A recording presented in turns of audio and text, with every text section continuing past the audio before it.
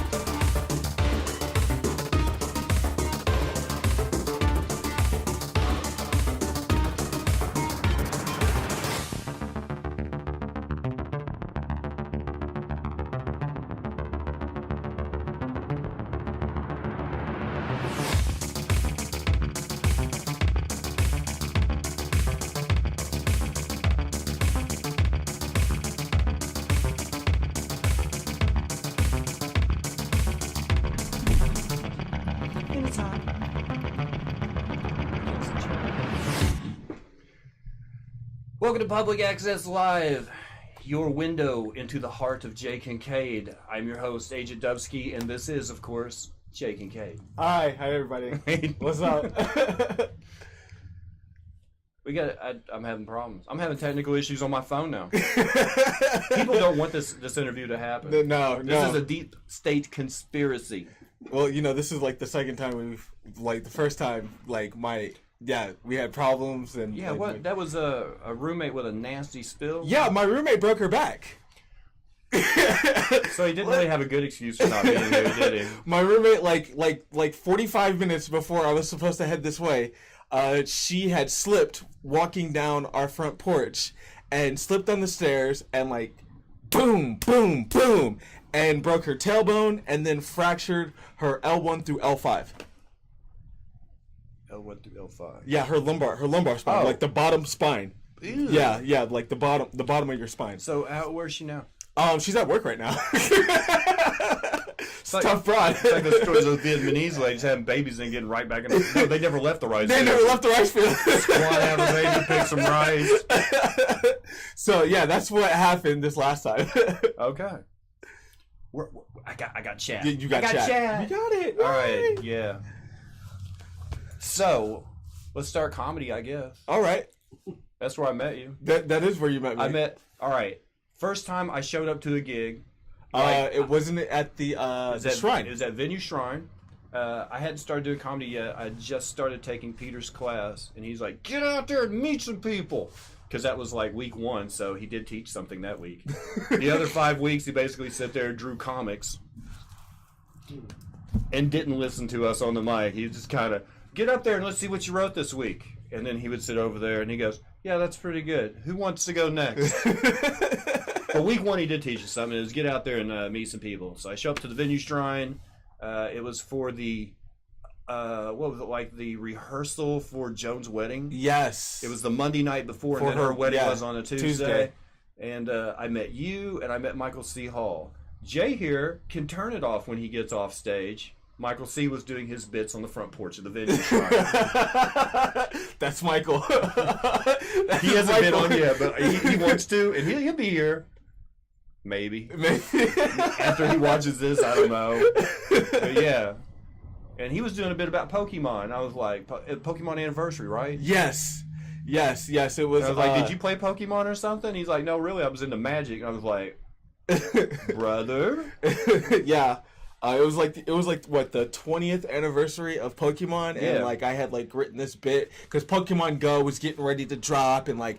It was zombies walking around everywhere. Downtown with their phones. It was everywhere. Yeah. You could not get away from fucking Pokemon, and for me that was fantastic because growing up I was shunned for it. 1, for playing Pokemon. 2, being black and playing Pokemon. Is there a problem now? No, now there's not a problem. Oh, okay. But there was back in 1998. What are you, racist or something, Jay? You got something against black people playing Pokemon? Right? I know. I know. They can't ski either. Cliche comedy. Cliche comedy. What got you in, man? What got you started doing comedy? Were you a smart ass? No, I wasn't a smart. Well, I tried to be a smart ass, but I was not very good at it. No, what happened? What started me doing comedy was I had just got out of the military. I did 5 years in the Navy. Navy man. And I was just really depressed. My wife, my girlfriend of 7 years had left me. Right. Took my son. Left me penniless, broke. I had nothing. I was looking for something to do, and a friend of mine suggested it to me, and 7 years later, here I am. So you don't. Historically, you haven't been like a guy who writes like lies. No.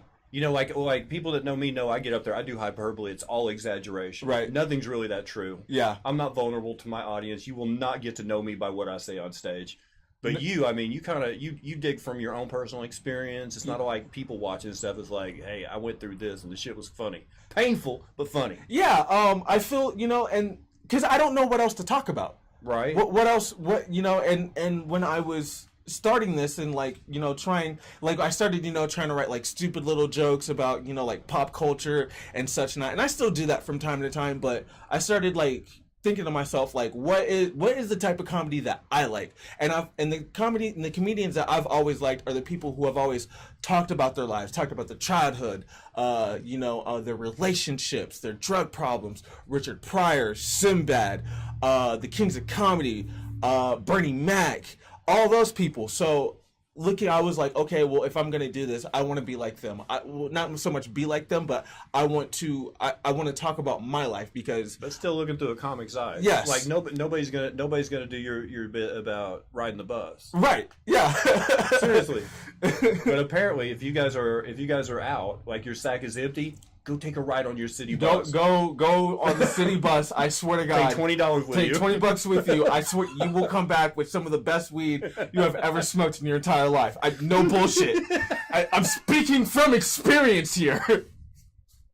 I can't take the bus right now. I don't have my cash on me. And the dude that fronted me on the bus last time will be there. Will be there. He's on So what was your your favorite? I can remember the first thing I ever saw was Richard Pryor live on Sunset Strip on HBO. Right. As a kid, what was your first? Sinbad, Son of a Preacher Man. I saw that one. That was my very first one, HBO. I think I was like... That actually got me to buy the Dusty Springfield soundtrack just because I like that track. I was like, he came out there to what? Ooh. Yeah. Yeah. And this is the guy that beat Dennis Miller. Yeah. Yeah, exactly. Dennis Miller's still salty about it. Right? He doesn't go on about it. No. 30 years later, how he lost to Sinbad on Star Search. I think it's a chapter in each one of his books. I was looking at those. I was like, damn, you got everything fucking Dennis Miller. I'm like, wait, the old stuff. The rants, he used to do on Dennis Miller Live before before he showed up on O'Reilly show, and everybody's like, "Is that the same Dennis Miller that used to talk shit about conservatives?" I'm waiting on your copy of Rescue Me somewhere. What's that? Rescue Me. He had a show on FX around the same time of Nip Tuck. Remember Nip Tuck and that bullshit? The only thing I watched on FX was The League. Oh, that's a great show. That's a fantastic show. I would skip, and this is sacrilege. I would skip Sunny in Philadelphia. I wouldn't watch it, but I'd always watch The League. Dude, what the fuck? And I know, it's a funny show. I know it's a funny show. What the fuck, man? But The League was my speed, man. That was my brand of comedy. And I loved it. And I didn't care for The League until I started playing fantasy football.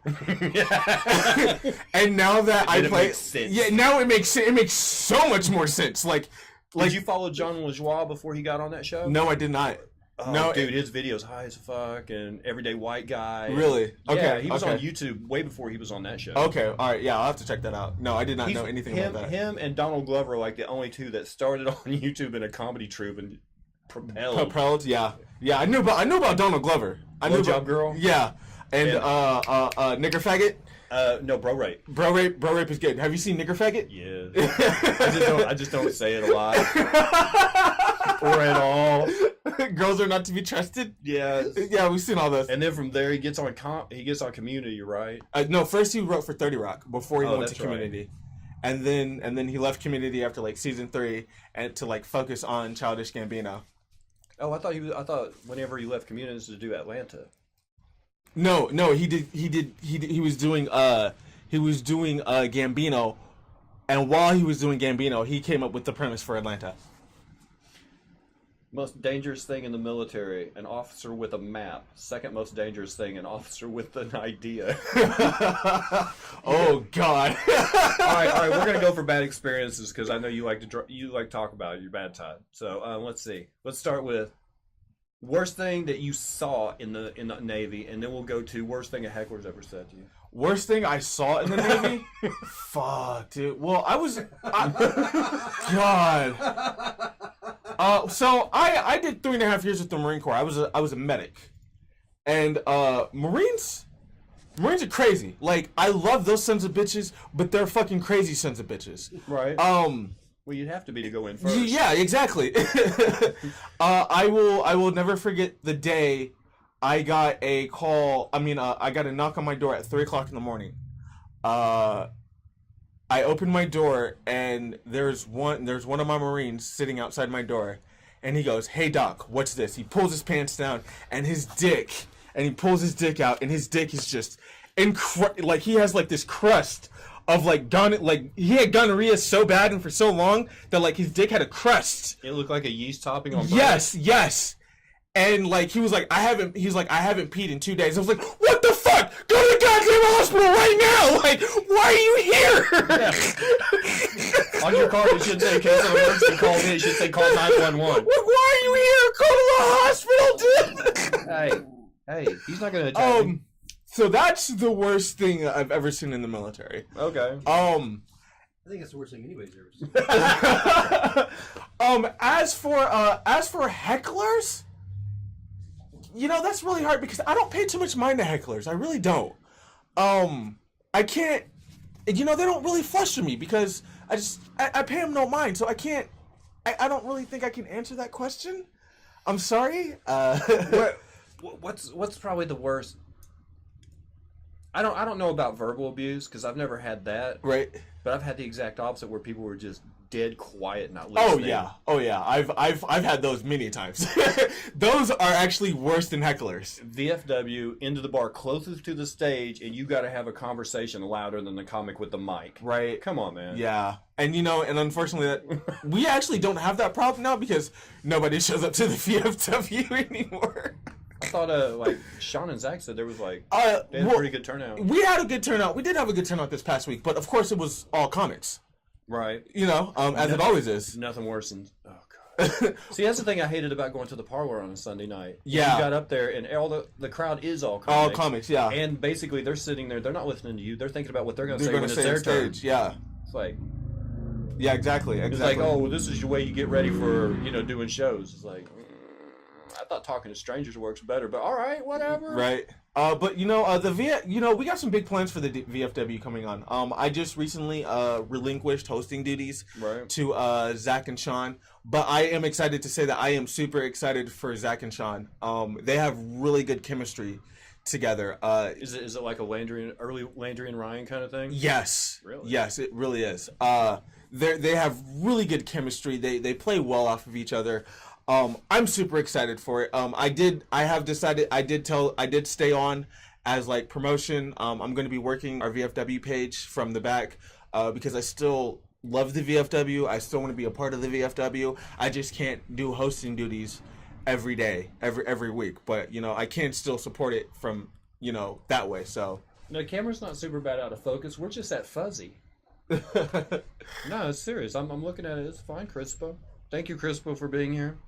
Christoph. But I'm excited for it. We got some plans in the work for it. We do. What's your favorite nerd thing, man? I got to know because my favorite. Are you a Marvel or DC comic book guy? Are you a movie guy? I know you like some games. Okay, so nerding out. So when it comes to comics, I'm DC. I love Batman. Batman's my guy. Have you ever worn a bat? There was a person who was on this show, and I'm not going to mention any names about this guy, but he really likes BDSM. And, okay. As does my roommate. And he apparently was on FetLife, with, if you guys don't know, because I didn't know until he told me, it was like Facebook for fetish people. And someone has seen his willy, and they know it's him, even though he's wearing nothing but a Batman mask. Oh shit. So that's how much of a Batman fan are you? That's up close and personal, is what the fuck that is. That's a Robert Redford movie, if you don't know, by the way. No, not yet. I haven't. I can say. I'm sure that it's coming. Yeah, probably, more than likely.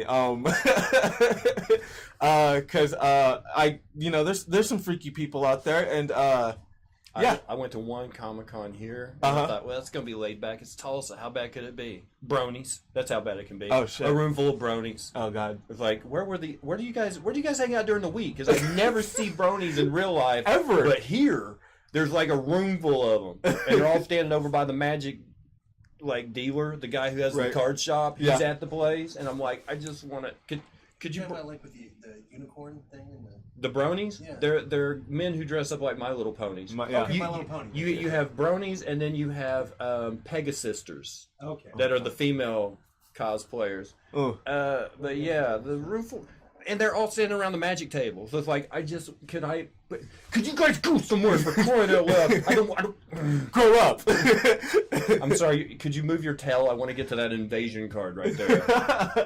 I haven't played. I do still enjoy Magic the Gathering, although I haven't played in some time. I told the story about your dad not letting you touch his alpha. And he fucking sold it, right? You told me though. Yeah, he sold that damn thing, and I got really upset. With him because a lot of those cards aren't even in production anymore. Were you really mad that they used Steppenwolf instead of Darkseid in Justice League? Darkseid. I'm sorry, he missed. I actually said exactly what they typoed. No, I wasn't too mad. I actually thought that they did really well. With Darkseid. I really did. Although I thought that there was too much fucking dialogue in that movie. There's Oh, I didn't see it. You haven't seen it? Justice League? Oh, Justice League. No. What are they talking about? Darkseid and Steppenwolf. The last thing I've been sucked into the Marvel universe, I guess, based on things that other people in my house want. So I saw like the Thor and Thor Ragnarok and then Infinity War, and I was upset because I didn't want Doctor Strange to disappear when half the people did, and I was like, "This is crap." And then then the movie ends, and it's like, I want a movie in a nice, tidy bundle. Right. I want some character development. I want a conflict. I want conflict resolved. I want riding off to the sunset, and to have Thanos sitting there after wiping out half of humanity with a smug grin on his face on his front porch watching the sunrise. I'm like, no, dude, it was that was the perfect ending for. No, because it's not an ending. Exactly, it wasn't an ending. It wasn't an ending. That ending pretty much says, okay, we'll take 20 more of your dollars because there's a sequel. Exactly. It's like, exactly. Give me something at least make me think I won't have to spend money on the next movie. You smug bastard. Marvel, come on, Marvel, six movies a year. Marvel's releasing 6 movies a year, plus Disney also gives us 2 Star Wars. You're just shoving it down our throat now and taking our money, for crying out loud. But I mean, the thing about it though is that like the DC universe is so fucked up. Like first off, Ben Affleck as Batman. Who the fuck made that call? Right? Who made that call? Well, Clooney. A Clooney Batman? Yeah, but I mean, I understand that. Do you? No, I don't understand it, but I understand where you're coming from. Yeah, George Clooney was a horrible call. Plus not to mention like outside of Tim Burton and the Dark Knight trilogy, every Batman has. Well, I take that back.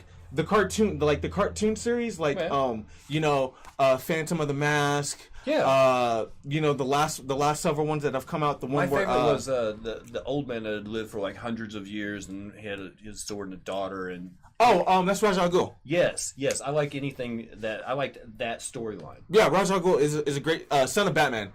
Son of Batman is really good because Batman and Ra's al Ghul's daughter have a son, Damian, and he becomes the new Robin. I was probably in my 20s, which is going to sound even sadder than it sounds in my head right now. But in the afternoons, I would watch Animaniacs and then Batman because it was like a Warner Brothers block on Fox. Yo, It was like 3 and 3:30, so you could watch the Animaniacs, and right after that, it was like Batman. It was like, well, I'm already here for the Animaniacs. I might as well watch Batman. That is the Batman the Animated Series is probably my favorite Batman series. It's kind of dark. It's kind of Art dark, Deco, Art artwork. Deco. Yes, it's and Kevin Conroy as Batman and Mark Hamill as the Joker.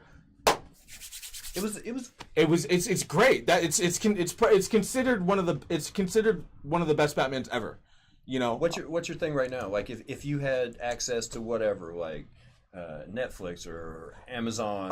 we have Hulu. But what's your like what's your cartoon crack right now? Like you gotta have it. Like I've been watching Tiny Toons Adventures. really? Yes. That's miniature Looney Tunes. Yes, it is. So it's kind of like Muppet Babies, only a Yes, different franchise. I'm a big. I generally love cartoons. I will always watch cartoons. So I've been watching a lot of Tiny Toons Adventures, and the World of Gumball, the Amazing World of Gumball. Amazing World of Gumball. The amazing, yes. Did you like any of the get any what is it Tatarsky stuff like Powerpuff Girls? Powerpuff Girls or and Dexter's Laboratory, Samurai Jack. Yeah, I love that guy. Okay. Hotel Transylvania. Yeah.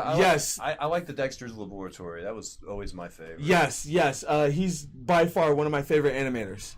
One of my favorite. Were you an Adult animators. Swim guy? I love Adult Cowboy Swim. Bebop. Cowboy Bebop. Fucking Space Dandy, which is made by the same people who do Bebop. I love that soundtrack. Yes, isn't it? It's fantastic. Yoko Kanno, the song for the intro on Cowboy Bebop, right, reminds me a lot of old Johnny Quest. Yeah, I can see that. You know, it's kind of that jazz sort of. Boom, boom, boom, boom, boom, boom, boom, boom. Yeah, boom, right. Boom. Yeah, I feel it. Hamtaro. I love Hamtaro. Really? Yes. Did you ever get into the Robotech stuff, the Macross series? No, I did not. I did Manga? not. No. No, like Ninja Scroll or Ghost in the Shell or anything like that. Ghost in the Shell wasn't bad. I enjoyed Ghost in the Shell, but that was a bad. I don't know. It like for me like when there has to be like some sort of like comedic DuckTales. Nobody Nobody's ever segued in the history of talk shows from serious anime like Ghost in the Shell to DuckTales. Right. We did. We did it. But yeah, there has to be like some kind of like comedic undertone to a certain extent with my anime, for me to watch it. Now not necessarily, but like that's really what I go for when I watch anime. Okay, let's see. Matt Damon blew the casting agent. That must be going back to the Batman comment. For Ben Affleck to get it. Yeah. Let's see. Damian Wayne kills Dick Grayson. That wasn't in the form of a question, so we can't accept that. Do you like Dragon Ball Super? I quit watching Dragon Ball like midway through the Majin Buu series. It just so after Baby Majin Buu comes back and Vegeta kills himself. Yeah. That's when I quit watching. Kind of me too, because I was a Vegeta fan. So if there's no more Vegeta, I I'm not fucking love it. Vegeta. Like everybody says, like Vegeta's the best. Vegeta's the best. Vegeta's the best character, in my opinion. Vegeta is the best character in Dragon Ball. I agree. He is. Because don't yell at me. I agree. What do you think about Outlaw Star theme? I don't know Outlaw Star. I don't know Outlaw Star either.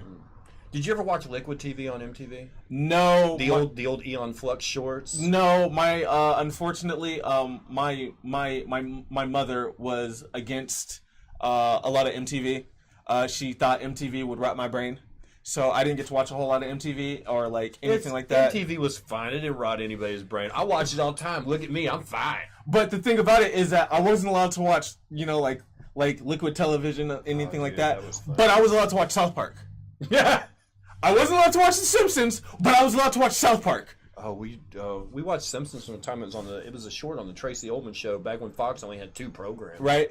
They had Tracy Ullman and they had In Living Color. Maybe they just had like a block on Sunday nights. It was your local UHF station, right? And then like for a couple of hours on the weekends, it would be Fox. It's good stuff, though. Yeah. Spawned a lot. So what else do I nerd out to? So this is something that a lot of people don't know about me. I really like musicals. I'm a big Broadway guy.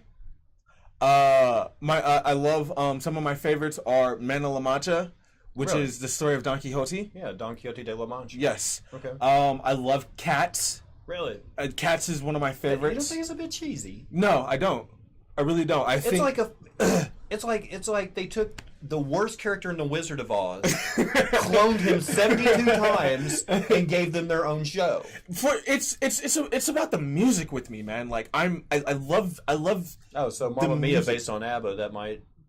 Yeah, I do. I kind of see it. I do. I'm a big. For me, it's not really so much anything about like the costumes or what it's about. It could have the worst plot in the fucking world, but if the music is good, I'll if it has good music, I will watch it. I will listen to it. That's my thing. I'm a big Broadway guy. Really? And so yeah, and I got introduced into Broadway when I was like in the 5th grade. And the first thing Do you like musical movies? I do. Xanadu? I do. Yeah. Xanadu? Yes. Little ELO? Yes. Gotta do an ELO shout out for Chris. Man loves him some Jeff Lynne. Yes. That is a good one. What was your music? So growing up, typical black household. I grew up on Motown, 70s funk. Soul? Yes, soul. 80s funk. George Clinton and the P-Funk All-Stars. Brick. Parliament. Yeah, but what do you like to listen to? Me personally, I listen to metal. I love me some Sepultura. I love me some Rob Zombie. I love some Slipknot, Slayer, Motorhead. I like Rob Zombie too, but when he has a camera in his hand. Yeah. Seriously, like he did, of course, what was Zombieland? But he also did. He has great music. Yeah, but he also directed Tom Papa's last 2 concert videos. Mm-hmm. His comedy concert videos were Rob Zombie films. Yes. And I'm like, ooh, Rob Zombie. Yes. All right. I love metal. Slayer, Slipknot. Did you like The Wiz? It just says The Wiz question mark. The Wiz is interesting.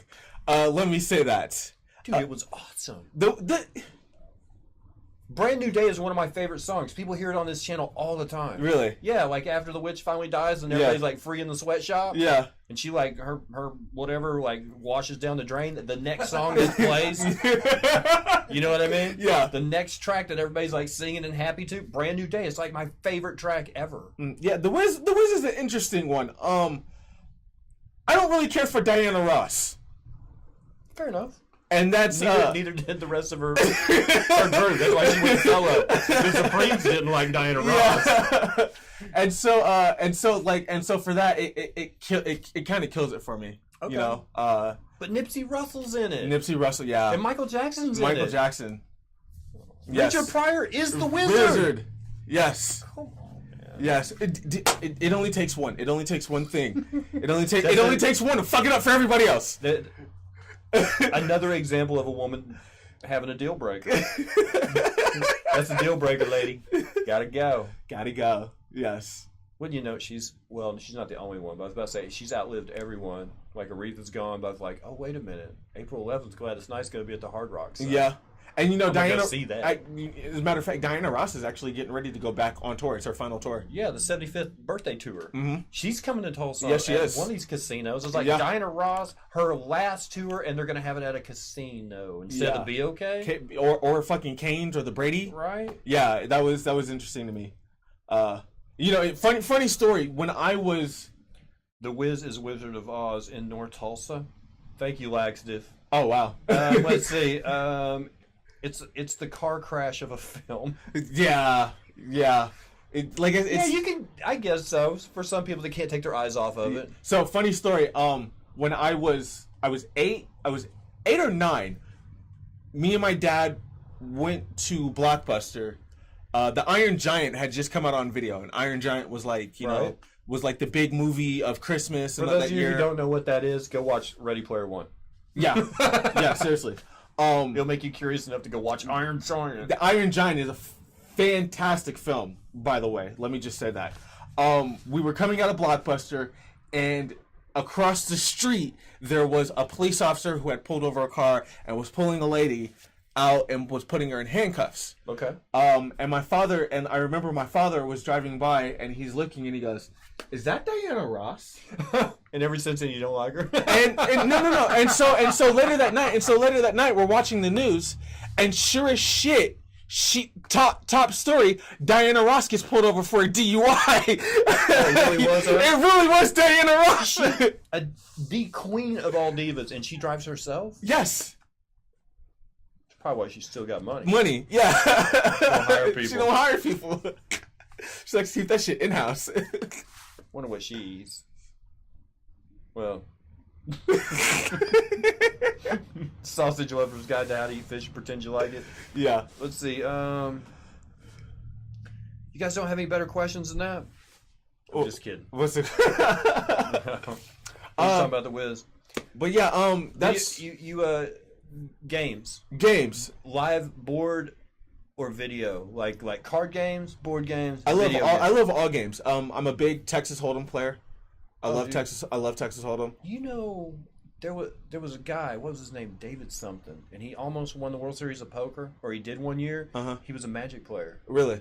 Yeah, and that year they showed like 3 or 4 people that were like in the finals of the World Series of Poker. They all played Magic first. No shit. And I'm like, is there some kind of? Is there a connection here? Yeah. I mean, you played Magic. Now you're playing cards. Yeah. Like poker. I love. I don't know what it is about that game. It's just like it.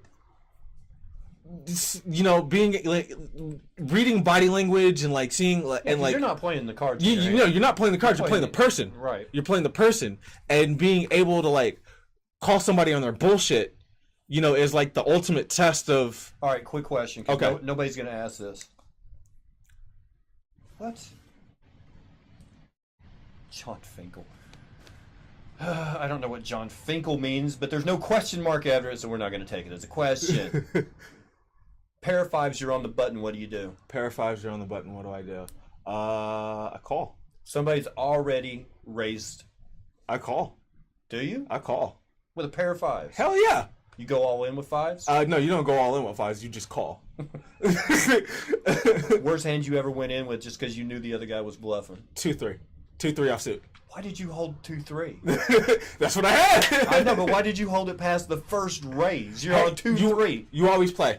You always play that first one to see. So you always play for the flop. Yes. Unless it puts you all in, you'll pay to see a flop. Yes. Every time. Every time. Good pro tip. Every time, because you never know. You never know because you can get that 4-5. You can get a 2. You can get an ace king. Like you never know. You could get you can get a pair of 2s. You can get another 2. Yeah. All right. Yeah, you know, there's the amount of options that can happen. You know, when like you have something like that is you gotta play. You gotta pay to play. The MTG player who won poker. Oh, John Finkel. He's the Magic player that won at the. Okay. But Magic player who's best known as a poker player is Eric Froelich. Eric, I've heard of him. Really? Yeah, I've heard of him. Did you find playing Magic improved your vocabulary? Because I never used words like pernicious before I started playing Magic. No, getting in trouble and my father making me copy the dictionary improved my vocabulary. There's another pro tip. Yeah, anytime I would get in trouble at school, like I get suspended or anything, I would have to copy all the A's. And then anytime I got in trouble, it was, okay, hit all the B's. I think I would hit all the C's. I think I would go to my dad's room, find his thickest belt, and say, "Can you just whip me, please? I don't need writer's cramp. All right, just beat me, please beat me." Well, you know, my father's 6'4", 240, so those ass whippings hurt. Oh, I know. So I would much rather write out of a dictionary than get my ass beat. Yes, I did play Pernicious Deed. You're damn right. I played Pernicious Deed. I usually my decks always had because I like playing multicolor decks. Yeah. I very rarely played monocolor, and I mostly played two-headed giant. So life totals up to 40, gives you a little more time to get. Because who wants? If you just want to, you can go out and build a red deck. Go out and build a burn deck. Basically, you get 2 mana on the board. You can play anything you have in your hand, and then you're waiting on the draw. Yeah. Because you've already burnt through your deck. And sometimes, you know, like you're sitting there waiting on more mana, or like, you know, you're waiting on another card, and then all you have is mana, and then and then like you just have like all this mana, but you don't have anything to play. So I played. I'd always play green in my deck for mana acceleration. Okay. You know, play Harrow, which see here's the thing. You could play again. You could play like Rampant Growth, and it costs 2 to play. One colorless, 1 green, and you basically got to draw the next land that was on top of your deck. Yeah. Right? So you get another land out there, but it came into play tapped. Or you could play Harrow, which basically you had to sacrifice a land to play. It only cost you 3 to play, but you got to pick 2 land, and they came in untapped. So you could keep playing, especially if you're playing a Storm deck. Yeah. Which I did because people hate me. So what I would do is, it'll be your turn in a second. So here we go. Magic, you would do... I had what I would call the dick deck. It was basically just, it had no kill condition at all. It was all thievery. I had persuasion, blatant thievery, bribery, basically all control cards. No counter spell or anything, but basically I would just steal everything you had and put it in my hand. Yeah. Yeah, and then kill you with it. It had no kill conditions at all, and it'll get you blocked on the online version of Magic very quickly. Because people hate when you just sit there and do nothing but take their stuff. You'll get a message in chat that says, any kill conditions? And you're like, whatever you got. And they're like, disconnected. Yeah. They forfeit. They're like, I'm not even going to play this. Yeah, fuck it. I'm done with this. But my favorite deck I ever played, there was a card. It came out in Nerdin. It was an artifact called Spellweaver Helix. And basically what you could do is you could take, what was it, 2 cards, 2 sorceries in your graveyard. And imprint them on the Helix, and then if you played any one of the other cards, both cards play. You're a fucker.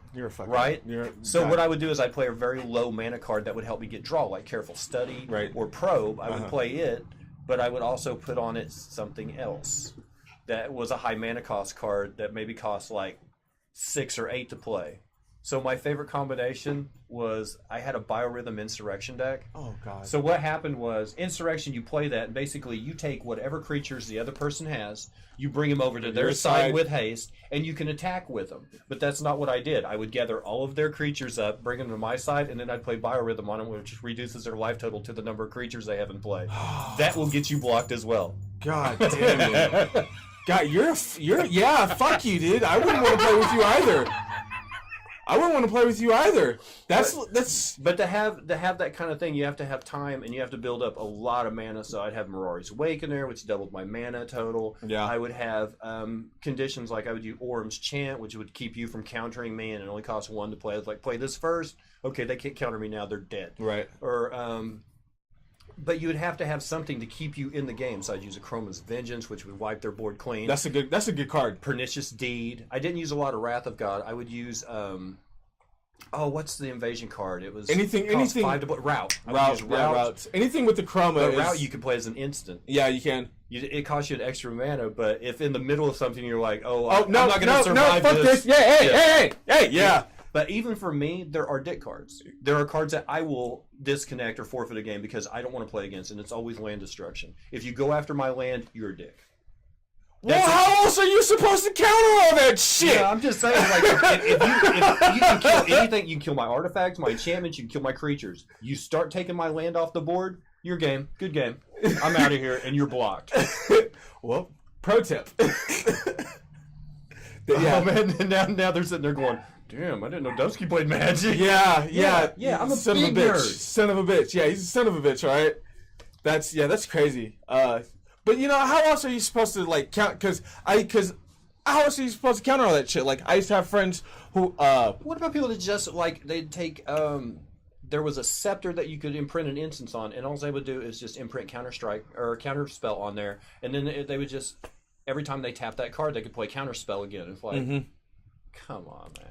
Or using Diabolical Tutor, and instead of just milling through their deck, going straight to their deck and grabbing one card out. Right. Like, oh, come on with the tutors, man.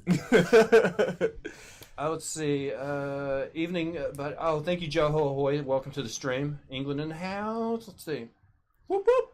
Or an Infect deck. I did play a lot of Simius stuff. My favorite decks to play with were zombie decks, vampires.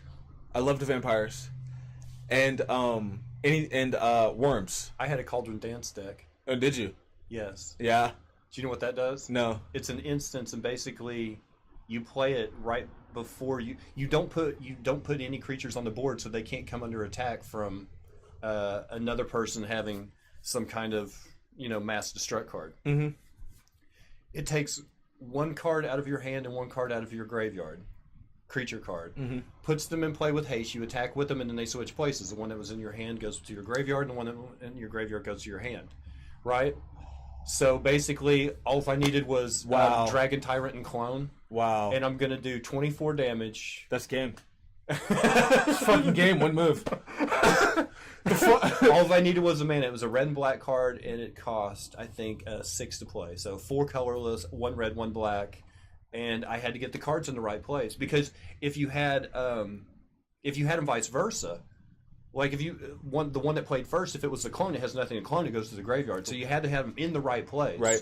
But then you use mill cards like Careful Study and Probe, which I draw cards, I discard cards, I draw cards, I discard cards, I draw cards, I discard cards. Okay, now they're all in the right place. God damn, yeah, that's. And then you're son of a bitch. I could, but with the right mana and the right mana accelerator, you could get it out there in 3 turns. Yeah, which is a 6 mana cost card with a 12 mana cost dragon that does 10 damage plus has double strike, or does. No, it does 6 damage plus double strike, so it does 12 damage, and the clone does another 12. And then it's like, yeah, when I was blocked a lot. When I was in school, there were people that like I just wouldn't play. Like, yeah, no, hold on, what deck or like what deck are you playing with? No, fuck you, I'm not playing you today. Like, I played old school cheese decks. The nerve of you people.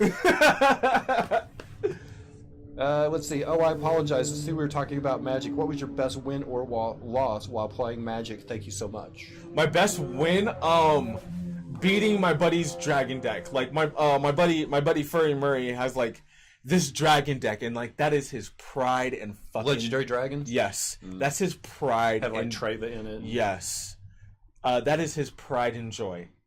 He has worked on that deck. He's had that deck now for I want to say 15 years. And he's just been improving it, taking this out, putting this... Like, you don't understand. Like, at my buddy Tony's house, we have 3 fucking boxes of Magic cards. Probably, there's at least $30,000 worth of cards in these boxes. And he's just been... And he's a son of a bitch. He's a son of a bitch with that deck. Because, like, he has, like, I can't remember the name of the card, but it's like every time he does damage, he gets 3 2/2 tokens that he gets to attach to his card, and it just keeps beefing up that fucking card. Stormherd's another good one to play off of the Stormherd and Crush of Worms is another good one to play off. Spellweaver Helix. Yes. Because all you have to do is print it with like a Careful Study or something that costs 1. You play 1, and it automatically plays the Crush of Worms, and you got 3 9/9 tokens out there. Yeah. Or 3 6/6s. Yeah. Or Stormherd will give you 20, or your life total 1/1 tokens equal to your life total in Pegasus tokens. And if you play it a Mind's Desire on it, you can just sit there and take a 30-minute turn while your opponent just sits there and right. And for some reason I decided to play with my vampire deck. It just turned out that like he just. Ooh, I like vamps. Yeah, my vampire deck was really good. I had this one card. Anytime I dealt damage, I'd get a 1/1 token attached to it. And that was pretty much every card. So I was just attacking and like I was killing this and killing that, just building my shit up, and like I don't know, somehow I won. It was a very satisfying win to beat his legendary dragon deck, and he was pretty pissed off. There's a question in here. What deck should never be used? Anything with Viscera in it. If you make a deck where as soon as you attack with this creature, you win the game if it does damage. Yeah. If you have Viscera in your deck, you're a tryhard. You're a thirsty little tryhard who just doesn't care about strategy at all. Yeah. You can build overpowered decks in anything. You can have these monster decks like... to be honest, the Cauldron Stance deck is an OP deck. Yeah. It really is. Because if I get my combo off in the first 4 or 5 turns, you're dead. Yeah. But, that's why I like Two-Headed Giant. The game had time to evolve. Yeah. and people had time to get their stuff out there, and you had time to build defenses. And it was a battle. It wasn't like a quick having a good balance of like offensive and like defensive cards. Yeah. Especially like if you have like an angel deck, and like an angel deck is really good for offense and defense because they have that one card called Cataclysm or Pacifism, where if you attach it to their card, that card's pretty much out of the game. Yeah, an enchantment you put on it. Yeah, it's an enchantment. It's an enchantment card. You throw it on there. Their card is that card is done for the rest of the game. It's a really good defensive card. I believe Angels, and if you're gonna play, I would start with like Angels. Because an angel deck is really good because you have both. White's good for life gain, which will help you get started because it'll give you extra opportunity to stay in the game longer. So play white, life gain. And it also has like really good offensive and defensive cards. Yeah. If you're gonna go black, a zombie deck is really good. If you're gonna go green, I suggest Worms. Because worms have trample, which means that like you pretty much get your damage anyway. Like they can block as much as they want to, but you're still gonna hit them. Or go elf deck, but then you're kind of stuck without. Elf. You could build a simple, quick, cheap elf deck, and even if you have elven archers in there, they'll protect you against some of the spider decks. Yeah. I mean, there's the nice thing about Magic is every card has a strength and every card has a weakness. Yeah, no card is so powerful that it can't be taken down until they started making indestructible cards, which instead of destroy this card, you had to use cards with the words remove from game. Because indestructible is like no matter what you attacked it with, it would stay on the board. Right. It was like that was a little broken. That's a little bit broken. Yeah. Wizards of the Coast, come on with that. What is the weakest? The old man glasses. What is the weakest card that you played that seemed like a throwaway card but you won with? I'll go first. Diligent Farmhand. Diligent Farmhand. I've won a game with Diligent Farmhand. Your turn. Top that. I can't. I can't. I don't think I can. I've won a game with the burn deck.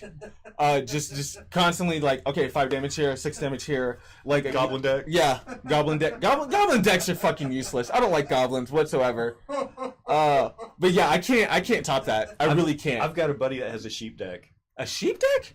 Because there's only two. There's only 2 sheep cards, and one of them is actually a sheep card, and the other one is a sheep token card. Like what? Yes. What? Really? Yeah, he's the one with a sheep deck with sheep tokens. No.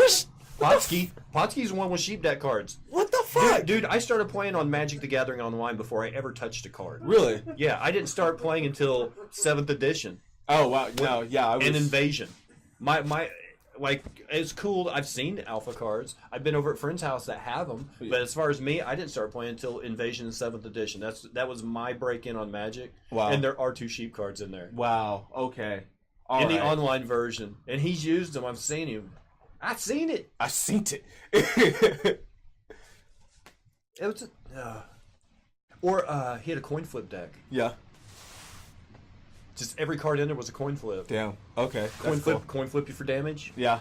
And then he'd have other cards that would actually, if you did damage, then he'd have like Rat Feast out there or something. It was like a black card that would actually give you. It was like the only black life gain card, I think. But yeah, he just sit there and coin flip, and then there was he had another card that he played that would double his coin flip. He flipped a coin once, you get twice, so he'd have double chance of trying to. That's cool. That's really cool. Now I don't mean to change the subject. I like I'm kind of been getting onto this thing where I like games that incorporate like cards and boards. So It's like a board and card game. Like I just recently started playing Risk for the first time, and holy shit, that is another like really real-time strategy. Or Axis and Allies. Axis and Allies, I've heard about it. I've not played it. It starts like September 1941. So the Japanese haven't yet hit Pearl Harbor. America's not in the war. It actually goes in turns based on actions in the wars. Like there's five different armies. There's Japan, America, Britain, Russia, and Germany. And Germany goes first. Of course. and then it plays out. Okay. And then everybody has a turn based on, so America goes last because they were the last ones to enter the war. Right. In the turn cycle. But that one's pretty good. Risk is pretty good. Did you ever play Stratego? It's like chess, but you got to pick where the pieces were. No, I've never. You could arrange your own lineup. Never played Stratego. Oh man. Never played Stratego. I mean, growing up, we played a lot of Monopoly. A game we played that I don't see anymore is Parcheesi. Yeah. Or backgammon. Or backgammon. Yeah. What happened to those games? I don't know. I play chess. I love chess. I'm not very good at it. Me, Uncle Gary, and Peter Bedgood all used to play on after the VFW show. We'd go back to Van's house and. I love chess. I love that game. I love. It's simple. It's simple, but it's not. It's board warfare. Yes, and it has been. It's invented by the Persians, and then the Brits perfected it. But yeah, it's a perfect battle condensed into an 8x8 frame. Yeah, I can't for the life of me play it, but I love it. Dude, it's so fun. I love chess. I really do. What is the goofiest deck? Is there an unbeatable? There is no unbeatable deck. No, that's the beauty of Magic. That's the beauty of Magic. You can beat it. There's everything has a there's weakness. A will. There's a way. What is your goofiest deck? My goofiest deck, my vampire deck, definitely. I just really like vampires. Elf deck kill with Crate Hoof Behemoth. They get 4 elves and cast natural order to attack for 20 on turn 3. Ew. Ooh. Yeah, that's kind of a beefy elf deck. 3-turn killer in an elf deck? That's a son of a bitch. Yeah, that's pretty. That's what that is. That's a son of a bitch. Perfect Storm wins 99% of games turn 1. Ugh. So that's kind of broke, man. You need to retire that deck. Yeah. I'm sure you've made a lot of friends with it so far. You might need to put that one away. Oh crap, Riz. Lizzie Dusky is a Risk playing mother effer. I played a lot of Risk. What is a game that you have not ever tried playing because it was just too weird? Ouija board? No, yeah.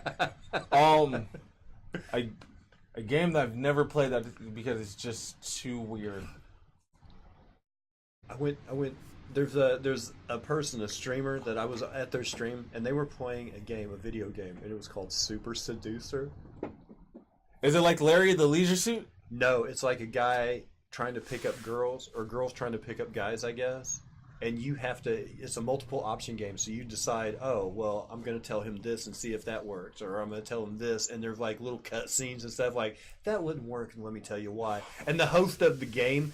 They call him Creepy Jesus because he actually looks like one of the Geico cavemen. Oh God! Wow. But he's like dancing in the club, and there's these 2 girls like, what about that guy over there? And one of them is a stand-up comic trying to get laid. It was. What's up, Born Assassin? Welcome to the stream. Let me think. What's the game that's just so weird that I haven't played? Video game. Board game? I don't know. I usually try and give everything a chance. Like so I've played a lot of things. Now I may play it once and like not go back to it, but I don't think I think I've tried every game that's come across my path. But except for Access and Allies, just because I've just never come across it yet. You're a console game player, right? Yes. Primarily? Yes. Do you like RPGs? Do you like? I love RPGs. Do you? I love RPGs. You like it better than shooters? Yes. Sports games? I love basketball.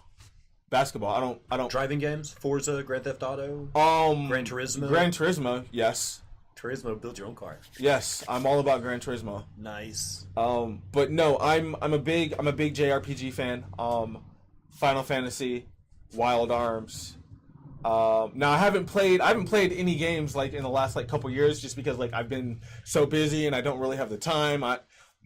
Is there a game that you like that your friends cannot stand? Yes. Yes, Catherine. That's a game? Yes. Catherine, like the car. No, that's not the. I was thinking of a movie with. Yes, no, you're thinking of Christine. Christine. One of those C female names. No, not a C. It was called Catherine. Catherine. No, okay, so Catherine is a game that came out on the PS3. It was produced by Atlas, the Japanese company, the guys who did Persona 5. Okay. And Catherine is a puzzle game. Ooh. Yes. Got to make it through like Portal. Tower. Yeah, it's like a tower. It's like a tower puzzle game. You have to like find the correct way, and like each thing that you pull out has like different abilities. Go on, I'm listening.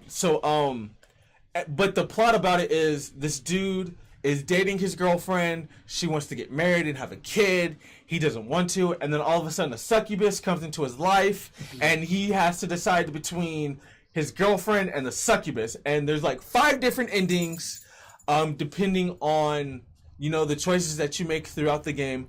But yeah, a lot of my friends could not stand it whatsoever. How long was the playthrough? It took me about a good 26 hours, 27 hours. Wow. And that was like one playthrough. And some of those puzzles got really fucking difficult. What board game should never be made electronic? All of them? All of them. An electronic, like a PC D&D? Yeah, no. No. No. Like Candyland doesn't need to be electronic. Monopoly doesn't need to be electronic. Fuck Chutes and Ladders. Fuck Payday. Fuck all that shit. None of them need to be electronic. Except for the game of life. Oh my god. We're talking about Ham Beasts again. Ham Wax Steve came in and he's like, Ham Beast lovers unite? I was like, what's a Ham Beast? And he told me, I was like, oh. I don't. I'm married, man. I don't have to worry about Ham Beast. Ham Beast, okay.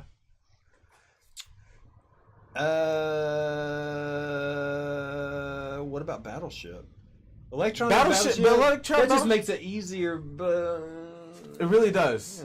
It really does. It doesn't really take away from the game. Not really. Not really. But yeah, I don't feel like board games should be electronic. They're called board games for a reason. You're a father. I am.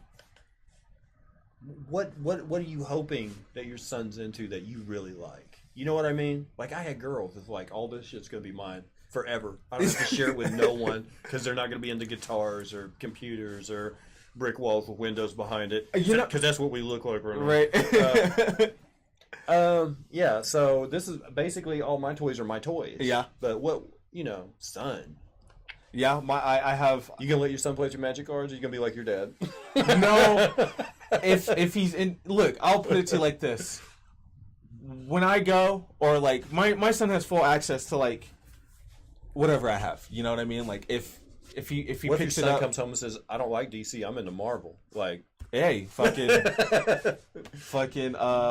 I hope you have fun finding a ride to the movies. But no, like my son, whatever he's into, he's into. I don't. How old is he? He'll be 8 next month. What were you into when you were 8? Did you have a console at the house? I'm 31. PlayStation? Did you have PlayStation 1? I didn't get my first console until I've had a console pretty much every. We started off with the NES. Okay. And then from NES we had the NES for a while, and then we went to Super Nintendo, and then from Super we went to PlayStation and Sega. I got the PlayStation. Ooh, Dreamcast? We never had a Dreamcast. It was the Genesis. That's what the first Rainbow Six was on. Yeah. We had Genesis. We had Genesis. So here's what happened. So my mom got me a PlayStation. Right. And me trying to play the mom and dad card because my parents weren't together at the time. Right. Mom got me a PlayStation. I tried to get my dad to get me a 64, but instead he got me a Genesis. Oh. See, that ain't even right. That's not right. I would say yes, a Sega Genesis is a good thing, but compared to an N64, I had one. We had all of our other games on PlayStation. Yeah. But I had to get the N64 for 2 games. GoldenEye, and Star Wars Shadows of the Empire. Oh. They didn't make them for any other. It wasn't on any other system. People fucking forget about Shadows of the Empire. I've got the book. Or I used to have the book. It might be still up there. Shadows of the Empire is such an underrated game. It's the perfect transition. Yeah, it's a perfect transition between Empire and Return of the Jedi. Yes, it is. It fills in all the gaps between when Han Solo's putting the carbonite to when everybody shows up at Jabba's house. Dash Rendar. Dash Rendar. But the game is the controls were very clunky. Yeah, it was but they merchandised this movie right, like they merchandised everything, like they had toys from Kenner and they had the video game and they had all this stuff, and then they never made any kind of animated series or movie about it. And it's not a Lucas, it's Matthew Perry, I think is the name of the guy who wrote it. But it's so good. It's such a good story. And the game, you start out on Hoth. Mm-hmm. You have to get through there, and then you go to like Endor, I believe. Well, there's you go to Tatooine. Yes, you do. But here's the thing, you end up having to face off against Boba Fett. And the whole map, you are saving ammo. You're like trying to one-shot, one-tap everything because you have to save ammo. So when you get to the end, which takes you like 40 minutes to get to the end of the map, you have to use everything in your arsenal to defeat Boba Fett. And you might have like this much health left, and you're out of ammo, and Boba Fett falls, and you're like, I finally got him. And then this platform opens up, and his ship, Slave One, comes out and kills you. Because you have to have enough ammo to beat Boba Fett and his ship. Yeah. But you don't know that the first time going through, and you just spend an hour getting to this point, and you're like, I finally beat the boss! And then it's like, you gotta start over. Yeah. At the beginning of that stage. At the beginning of the fucking stage. Oh, man, it's rough. But that is such a good game. And awesome. And it's such a forgotten game. On PCs, I would get N64 emulators so I could keep playing it. It's a forgotten game, and I remember, because the Angry Video Game Nerd did an episode on that game, and he's shitting on it. He's shitting on it because of the controls, and I'm like, dude, like, why are you shitting? Like, can't you just like appreciate the game for what it was and the story that it told? Like, yeah, the controls are funky. Fucking, they make games like that now where the controls are still fucking funky, and it's been 20 fucking years since then. I liked the N64. You had a trigger. You had your plus pad, plus you had a little mini joystick. And then the C button. Yeah, like it was a good... It had 3 legs on it, but it wasn't pretty... It didn't feel... And the... Oh, man. And GoldenEye was like the first time I was like, hey, where's my character? Because it was the first person shooter. Like just the gun wagging around out in front of you. You're like, what is this? I had a 60... The whole reason I wanted the 64 was for 2 games. Mario 64... and Donkey Kong, obviously the platformers. Because Guyver, Mojo, break it up. Separate you two. Guyver, just a little backstory. Mojo's my sister. Me and Mojo's father was an MP, so she's gonna take it a little rough. But I know you're a medic and a Yorkshireman, so it's fine. But yeah, I want to separate you two. But yeah, I'm a big Mario. I love Mario. I'm as you guys can't see this, but I'm wearing Super Nintendo socks. These are my socks. All my socks are like Nintendo themed. I have Mario socks. I have Legend of Zelda socks. I have Metroid socks with just Samus on the side. I'm a big Nintendo fan. I love Nintendo. No, they I really do. They got to see your socks. Oh, they can see it? Yeah, Super Nintendo. All right. See it on the delay. You got a Fallout shirt. You know that's like the most popular game for YouTubers to gripe about. And funny thing, until Anthem came out. Yes. And funny thing, I've never played Fallout. I've never played Fallout. What am I wearing before I say that? See, here's a pro tip for you guys. This is an Aquaman shirt. See that? Atlantis lifeguard. This is how you sell me a shirt. You have it on a sale rack. You only have one in my size and make me feel like I'm the only one that has one. If you see me coming and you have 6 larges, take 5 of them down. I'll buy that last one. Because I hate Aquaman. But it was the only one there. It was in my size. I'm like, I'm going to be the only dude wearing that. Did you see the movie? Yes. What did you think of it? I didn't think they needed a motorcycle gang. I didn't think they needed to marry Sons of Anarchy and Aquaman. I didn't think it was necessary. I thought it was a bit... You know, it's getting to be cliche to have a really epic-looking movie. Yeah. That's the problem. I'll give you that. You know, they do it so much now, it's like, it had really good sound. Like, the last Star Wars I saw was Solo. Okay. Right? It was predictably great. That's the problem. I still haven't seen that. It's predictable now that these movies are awesome. I still haven't seen Solo. I still haven't seen it. Donald Glover steals it. Good. He is the perfect Lando Calrissian. That's awesome. That's good to hear. He's a baby Billy D. Williams in this movie. That's good to hear. Oh, it's amazing. That's good to hear. It's amazing because I didn't care for the movie. I was Yeah. like, I didn't like Han Solo. Yeah. I didn't like him. There was nothing about it. I was like, okay, we know the guy. We by this point we know him. He's a smuggler. He likes to hang out in dive bars. He's agnostic. We know his background pretty much. Right. You know, like I've always said, if you want to impress me, make the movie about Captain Antilles. Star Wars Episode 4, A New Hope. Oh, I don't know what R2's talking about. Our last master was Captain Antilles. Who's that? Oh, it turns out to be Wedge Antilles' father. Who's Wedge Antilles? He's the only guy to survive the first 3 movies other than the main characters. Death Star blows up, 3 ships leaving. Luke's X-Wing, the Millennium Falcon, and another X-Wing flown by Wedge Antilles. He survives everything. His father was the original owner of the droids. Tell me about that. I don't care about Han Solo. I don't care how he met Chewie. I'll give you that. You know what I mean? Yeah, I'll give you that. These backstories, the only movie that they've made new that I include with the original 3 is Rogue One. Yes. See, I won't watch Yes. episodes 1, 2, or 3 before. Like, if I'm in the mood to watch old Star Wars, I won't go, well, we need to watch episodes 1, 2, and 3 before we watch episodes 4, 5, and 6. No. No. You won't hear me say that, but I will watch Rogue One before I watch episode 4. 5. Yeah, I'll give you. Yeah, Because it's like it's part of the story now. Mhm. It was that good. Yes, it was. It really. And I was. But the Force Awakens and the Last Trash. Jedi, and I Trash. was like, it's garbage. Trash. Fucking garbage. Yes. Trash. Absolute trash. I probably helped send Lucas's kids to college. Oh yeah, definitely. I bought the toys as a kid. I saw all the movies. I bought the VHS, and then when it came out on special edition, I bought it again. And then when it went released to DVD, I bought it again. And then when it went to Blu-ray, I bought it again. again. Like, I've paid this guy off so many times. Quit sending me crap movies every year. I saw episode 1 3 times in the theaters. Did you? Yes, I did. The only thing I went to the movies to see that came out lately was the special editions. When they re-released with extra footage the original 3 movies, I waited in line for those tickets. Okay.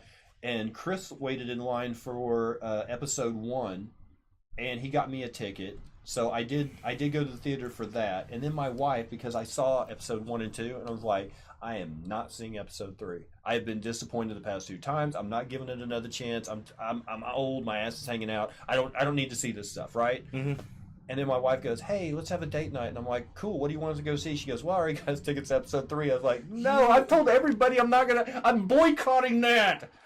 But I actually think episode 3 is the better of those. But based on your pride, basically, and keeping your word saying, I'm not going to see that movie because I'm boycotting it, and your wife letting you spend 2 hours in the dark in a theater with her, I saw the movie. I saw the damn movie. I mean, 2 hours alone with me in the dark? Yes! Yeah, okay, yes! fine. Yeah, let's do it. You got me. Let's do it. You got me. Do you think Bethesda will ever make a complete game? I hope so. Well, no, I take that back. They have. What's that? What's the one game? Who is Mr. Kincade? Oh, go on. What's the game where the face, the mask, God, what is it? You tell me. Part 2 just came out. He has to save his daughter in the first one, and then Dishonored. Oh, okay. Dishonored's a complete game. Is it? Yeah. No depleted content? They No. released a full version? Yeah. Oh, man. Yeah, Dishonored's a very good game. I'm playing Anthem right now. Uh-huh.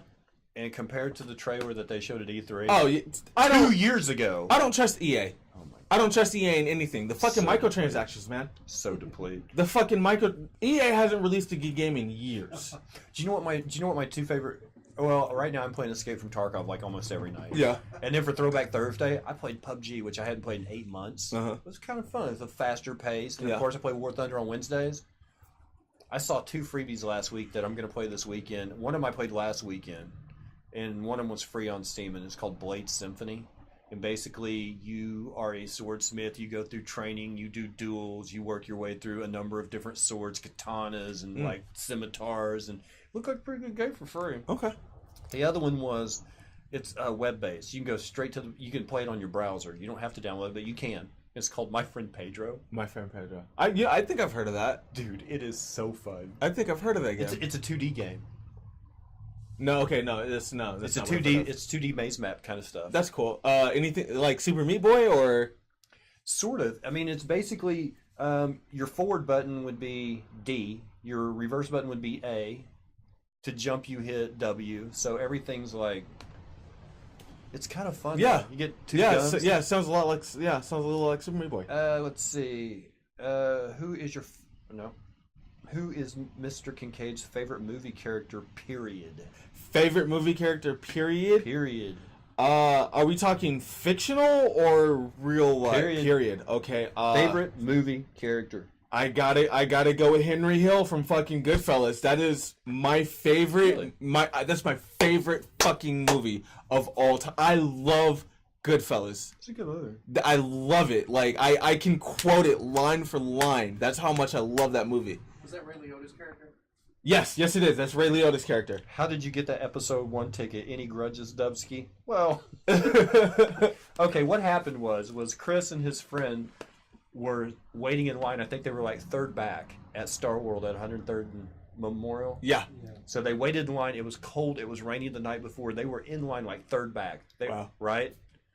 There's a line of Star Wars fans behind them. Wow.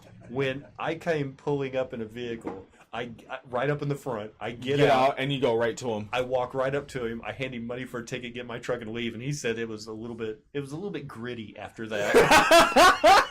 Because there's two things you don't want to do in life. Number one, you don't want to call a fat woman pregnant, and number two, you don't want to piss off a Star Wars fan, a Lucas head. You don't want to do it. Yeah. It gets a bit gritty. You're very gritty. What'd you call Hooper? Hooper? No, it was No, when you say he had his Jedi outfit on, you said yeah. He looked like Monsignor Huggy Bear. Oh shit. He was trying because Jedis are very drab earth tones, very docile, subdued. They're not trying to stand out. Well, this cat shows up and he says it's his Jedi robes, but they're like silver and glittery. I said, you look like a monk. You look like a disco monk. You're like Monsignor Huggy Bear. Yeah, no. He did. He looked like a Franciscan monk if they let Franciscan monks into Studio 54. You know what I mean? Like, he's that kind of guy. Like, oh, you're very Jedi. Go put your little plastic flashlight sword away before somebody takes it away from you, Jedi. he didn't get it. And here's another way of pissing off Star Wars people. Because we're actually sitting there waiting for the lights to go down, And it's like, I love Star Trek. And they Oh yeah, it's Star Wars. Yeah. I mean, you can see the Brian Posehn like vein popping out of their neck as they're correcting me. You would know another way to piss off Star Wars fans? Tell them that you like episodes 1, 2, and 3.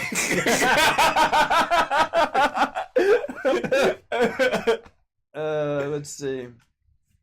Did you ever go full high school and tried to slip in a couple of fingers in the theater? Hey, even though there's a question mark out of that, we're not accepting that because the wife's been home for 10 minutes. The old popcorn bucket with the hole in the bottom. Great moments in hookup history. Hey, I could tell the first time I see you, he's soaked a cork before. Let's see. I can't do that. I can't get near food when I'm dating a ham beast. Okay, so you can't use the popcorn bucket with the hole in the bottom with a ham beast because they're going to try to... Sucks to be you, man. This is the funniest... let's see. The only thing I rub on that is Slim Fast so they won't put it in their mouth. Oh, God. Oh, God. What is your problem? The fuck is your problem, man? Slim Fast, really? Slim Fast. Looking forward to Bond 25? We're moving on. Yeah. Are you looking forward to the 25th Bond movie? Have you ever been into the franchise? I recently just started the franchise. It's not a bad time. Daniel Craig is probably arguably... Skyfall was fucking awesome. He is probably arguably the best James Bond ever at this point because they have taken it to a realistic... Like, there was always that there was always, you could almost see the strings on the spaceship in the early James Bond movies. Yeah. So you couldn't totally immerse yourself. I mean, Sean Connery will always be the original. But as far as the best James Bond ever, Daniel Craig, in the last 5 movies, there's a real grit. Royale. There's a real grit to the movie. There's a real dark Casino, side to it. When, and in Casino Royale, when they're torturing him and they fucking tear the chair off and yeah. boom, I was like, oh, that was in the original book. That's why Ian Fleming didn't get published for so long, because there was so much masochism in the James Bond movie. He liked to spank a girl. Yeah. I mean, Ian Fleming did. I've got his autobiography right there, dude, and he's like, the movies were a tame version of his novel. Yeah. So they were just now able to make Casino Royale without getting an R rating on it, basically, because in the 1960s, they weren't having a guy cut the bottom out of a chair and get beat in the balls with a fucking rope knot. Right. You know? Yeah, that was so I've seen Casino Royale, I've seen Skyfall, and then I've seen Thunderball and Dr. No. Dr. No's first, Thunderball was number 4. And those are the only 4 that I've seen. I never saw any of the Pierce Brosnans. I haven't seen any. See, what they do is they went from like a really like hard chiseled kind of character to a pretty boy. They kept alternating back and forth. So you had Ian Fleming originally wanted Roger Moore as the role, but he was in a contract to do The Saint. Couldn't get out of it. Yeah. So his second pick was a guy who he said looked like a farmer, but the ladies liked him, and that was Sean Connery, but Cubby Broccoli. You know, so they use Sean Connery, and he's kind of a lad's lad. You know, You know, smack him on the butt kind of thing. And then they go to Roger Moore, who's more of a pretty boy, and then they go to Timothy Dalton for 2 movies, who's more of a chisel-jawed, you know, Lancashire, and then they go back to a pretty boy like Pierce Brosnan. And in the middle there, after Sean Connery, there was one movie that had this Australian in there named George Lazenby. Because Sean Connery wanted money because he knew that he was the face of the franchise at that point. But, I mean, it's usually Chisel Jaw, Pretty Boy Chisel. So right now we're on Chisel Jaw. And that's... Daniel Craig is a rugged-looking man. Yeah. And probably the next one will be like Nick Jonas or something. You know? Actually, it's supposed to be Idris Elba. Yeah, that's what they've been saying, which would be really cool. I wouldn't mind seeing a Black Bond. So, yeah, I guess I could say, yeah, I am excited for the new Bond movie. As somebody who's just now getting into it. Have you ever dressed up as a character or been to a Comic-Con? No, but I've dressed up as many characters. Pikachu. Without going to Comic-Con? Without going to Comic-Con. No, I just like dressing up. I've dressed up as Pikachu. I've been a Cartman. Oh wow. I've been Lando Calrissian. Like I said, I dress up as vampires because I really like vampires. Guyver, you son of a... Okay, first of all, Waxdiv said, so Jay, how many comics are you Eskimo brothers with? One. One. Just one. Just there one. There you go. Question answered. Next. Just one. Let's see. Guyver says, all the Bond movies are ruined for me. My dad works on the Bond films. And then Mojo wanted to know, what did her dad do? And he said, the explosions. Oh. Guyver, nice. Very nice, yes. I'd say so. I remember Guyver saying something. I remember him, I was on his stream, and I remember us talking about he'd got to meet some really interesting BAFTA winners in the past because his dad was in the film industry. Let's see. Timothy Dalton is Welsh. George Lazenby was an Australian model. That's right. The Lazenby movie. At least Timothy Dalton had 2. I mean, that you can't really say you were Bond after just. Well, I guess you could. Yeah, you can after one. After one. But, yeah. But Lazenby to me isn't. And to start out the film, okay, you don't break the rule of filmmaking the first opening scene. And the first thing he does is look in the camera and say, I bet that never happened to the last guy. It's like, you don't break down the 4th wall. You're lucky to be Bond to begin with. He's not Deadpool. Yeah. You know what I mean? Okay, Deadpool does it. Deadpool, my favorite Marvel. I'm not a comic book guy. Right. I mean, I have Rogue Squadron. I've got some Mara Jade over there. I've got some Dark Horse. But for the most part, I'm not a comic book guy. Yeah. But Deadpool appealed to me as a non-fan just because that whole movie makes fun of Marvel Comics. It's the Marvel comic that laughs at Marvel Comics. Marvel Comics, yes. And yes. Like the opening. Give me more, please. The opening scene of Deadpool 2 where like he fucking blows up and like he has. Which, by the way, I want that music box that has Wolverine fucking. Like I want that music box so fucking bad. What is your favorite thing on Earth? My favorite thing on Earth: fried chicken. Fried chicken and peanut butter and jelly sandwiches. Together? Yeah, why not? Well, I've heard of chicken and waffle, but chicken and peanut butter? Dude, have you never had chicken and peanut butter? No! Dude, that shit is bomb, bro. You dip the chicken in the peanut butter jar? No, you fucking you spread it on your chicken and What? yes. Fried chicken? No, not Oh. fried chicken. No, baked chicken, grilled chicken. We're gonna have to get into the food porn now. The Thais do it. Do they real? Oh Some yeah, Saute. yeah. Chicken and peanut sauce. Yeah, Okay. yeah. Kiss, Mary, bang.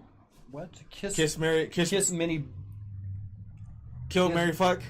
Oh, kiss, Mary, bang. Bond girls go. Shit. Kiss, marry, bang.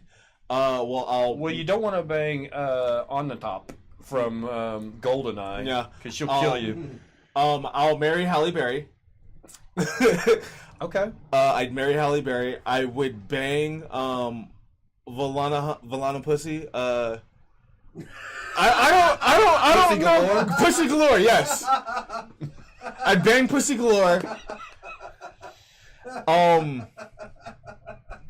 And I'd kiss. Fuck, I don't know. I haven't watched too many Bond movies. Just say the girl from. The girl from Honestly, the girl 'cause from they're all- Thunderball. I The mean- girl from Thunderball. Truthfully, and it's kind of a nice thing. There are no ugly Bond girls. Yeah, no, there's not. There's not. That's just, You could just like dartboard it. I'll take that one. yeah. So yeah, I'd marry Halle Berry. I'd fuck Pussy galore, and I would kiss the chick from Thunderball. Let's see, the Living Daylights. I remember them making that when the car gets cut in half, they use casters off of a college case. Oh, it's called chicken satay. Yeah. Ivana Pussy. Oh my god, that is the best. I don't know. No more sexual euphemisms for Bond girl names, please. Okay. Thank you, Miss Shags Me a lot. Yeah, I know. I'm sitting there Oh thinking. my God. I'm like, am I thinking of Austin Powers? Yeah, I'm thinking of Austin Powers. No. The Bond girl. There's a reason that's in Austin Powers. Oh my gosh. What do you like to chow on, man? Right now, I love Lone Wolf. Lone Wolf is definitely one of my favorite spots. Give me some kimchi fries with some candy bacon, fried egg, and the buttermilk lemongrass chicken. God damn. Can I recommend one for Sunday? What's that? Is Sunday St. Patty's Day? Saturday. Saturday is? Yes. 16th? What's the date? Today's the 15th. Yes. I thought it was like March 17th. It probably is, but like we're celebrating St. Patty's Day this weekend. Okay. Downtown, I don't know if they still do it. I might have to call ahead and find out. Fassler Hall, German food place. Yeah. Once a year, they do corned beef hot dogs. Ooh. Where they take corned beef and they stuff it in sausage casing. Ooh. And then instead of your usual Broughton sauerkraut, what they do on top is do grilled onion and grilled dill pickle on top of a corned beef dog. Ooh. I can only eat about a dozen of them. Only a dozen? Yes. Only a dozen. And have that with the side of the duck fat fries. Oh yeah. Fassler Hall is a place to be this weekend. Fassler or Hall, Arnold's yeah. if you guys are into Arnold's Hamburgers is going out of business for a little while they move. Yeah. And this weekend. Actually, tonight. I thought tomorrow's the last day. No, it's tonight. Because Mojo said last weekend they were not only full, but the drive-through was out to the street. Oh yeah, I believe it. To like hook up with an Arnold's over in West Tulsa. So if you're in the 918 and you guys, it's a West Tulsa tradition over at 51st and Union, go check out Arnold's Hamburgers. Yeah, you better get there. It sound like tonight. Yeah, I've never been. I guess I'll go here pretty soon. Are you going to the Starlight after? I am going to the Starlight after this. Hey, this. you got a show coming up. I do have a show coming up. I saw that next March week, 25th, 21st, 21st. Yes, next Thursday. Who you doing? Who you getting down with? It's me, Andrew Deacon, Sandra Slade. We like Sandra. We love Sandra. That's my girl. Yeah.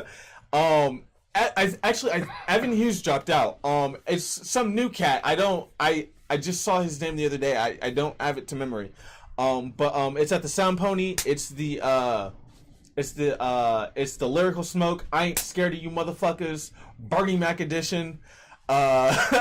Show Thursday, March 21st, 9 p.m. starts at Sound Pony over on Main Street, down the street from right next to King's Ballroom. You bring your peacock? I always bring my peacock. That's the best opener ever, by the way. Ryan, Hi, my name is Jay Kincade, and this is my peacock. my Eskimo brother doesn't think so. Really? Yes.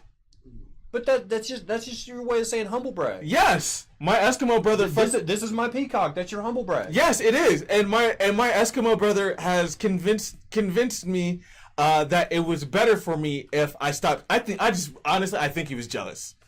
I really do, because I've noticed that since I've stopped saying it, people have come up to me and being like, "Hey, the fuck happened to your peacock?" Yeah, it's like Francis Stewart always coming up there and go, "Hi, I'm Francis Stewart. Don't worry, I haven't heard of you either." I mean, that's his opener. Yeah, it's great. And people know him for that. Yeah, and it was nice going around town and people were like, "Hey, Josie cut off her peacock. Did she? Oh!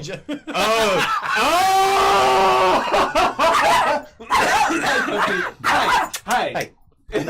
Enough. That's wrong. That's wrong. You don't say things like that. But it's true. Let's see. Oh, somebody mentioned Christmas Jones as a Bond girl. I think Christmas came twice this year. That was a good one. That's a good one. What fun interviews. Thank you so much. It was really fun.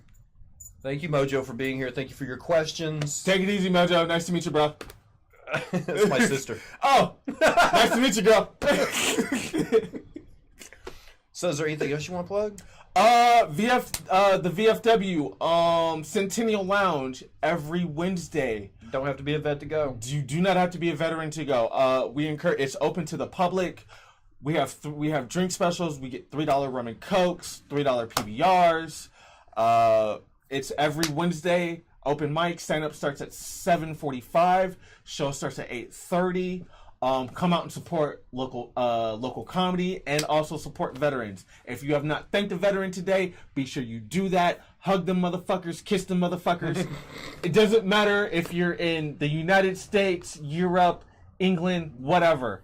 Hug, thank a veteran, because they're the reasons that you have the things that you have. And let me also, let me also just say, make an effort this weekend. Support local music, support local comedy, but find a local place that has a showcase. Yeah. Somewhere in your town. If not, get some friends together and go to the next town over. This might have it, but find a local showcase, support it. Find a local a place that plays live local music, because not cover bands. Like go support somebody that has support original music, support original comedy. Do it this weekend. Spend the $3. Have a couple of drinks with your friends. Yeah. Go out and do it, because I mean, we need it. Yeah, we do. We need the support. And that's one of the things that's kept me in Tulsa is that your hatred for Tulsa. Yeah. The music. I'm a glutton for punishment. The music scene out here is fucking awesome. Yeah, it used to be nothing but cover bands here. But it's awesome. My buddy Joey Duffy and his band Cliff Diver was on Channel 8 this morning. Mm-hmm. They're all over the radio now. We got Mr. Burns, Mike D and the Sound Trio, the Mules. Right, Hector. I'm trying to get Hector on the show. Hector needs to be on this fucking show. Hector and Alec, because Alec and Charlton Heston are making noise as well. Well, I've gotten a hold of Hector, but my show's on Friday, and every musician has a gig on the weekends, Friday, hopefully. So I'm gonna have to find a way of getting him on here, but. Yeah, it's one of those things. It's one of those things. On Laundry Room. It's one of those things where you gotta book them like early in advance. You know what I mean? Jay was on Laundry Room too. I was on the Laundry Room. I was, of course, the only black guy there. Not true.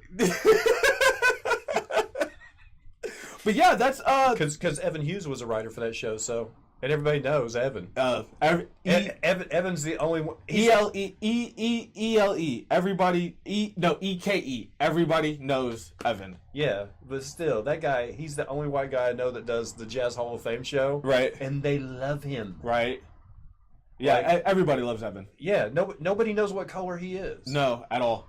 You know, the first time I saw him was the first time I met Jackson. It was at a News Junkie show. Yeah. Because we went there to go see Bedgood perform. Him and Lacey Hunt opened. Oh, God. And then Evan was the host that night. And Evan comes out there, and you know how he looks. Mm-hmm. Glasses, shoulder kind of slumped over. He looks like, oh, man, who's this nerd? And he's like, what's up, motherfucker? And then started dropping F-bombs like, who the hell is this guy? Yo, first time I met Evan, Evan was in a suit and tie.